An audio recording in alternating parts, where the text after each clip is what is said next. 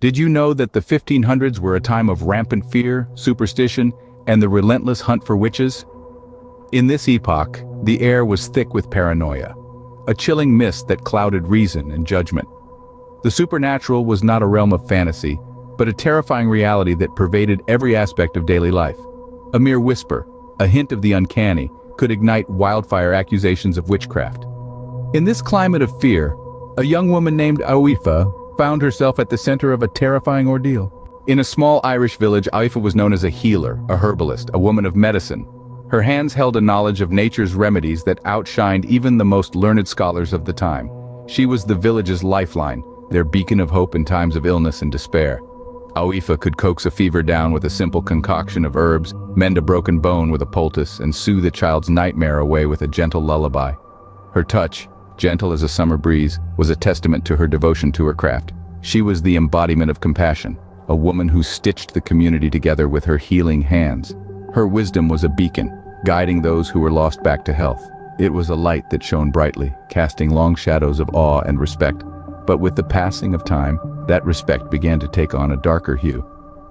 But as the community's reliance on her grew, so did the suspicion. Driven by fear and misunderstanding, the villagers accused Aoife of dark magic. Their world, steeped in superstition, had no room for the wisdom of nature's remedies. They saw not a healer but a sorceress, a practitioner of the forbidden arts. In the cold stone heart of the village, a tribunal of priests and elders convened. Aoife stood before them, her eyes reflecting the innocence they refused to see. They accused her of consorting with demons, of using her knowledge to harm rather than heal. Their words echoed through the silent crowd, each accusation a stone thrown at the steadfast fortress of her resolve. Aoife pleaded her innocence, her voice a desperate cry in the wilderness of their fear. She spoke of herbs and flowers, of the power of nature to heal and soothe, but her pleas fell on deaf ears. The tribunal saw only a witch, a puppet of dark forces. Their verdict was swift, as merciless as the hawk upon the mouse. They condemned her, branded her a witch, a creature of darkness. The crowd watched on, their faces masks of fear and satisfaction. The healer, the herbalist, the friend and confidant, was now the enemy, the scapegoat for their fears.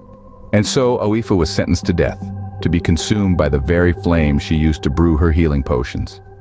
The irony was bitter, a final mockery of her life's work. The stage was set for a tragedy, one that would echo through the ages. As the flames claimed her, Aoife called upon the spirits of nature to avenge her wrongful death.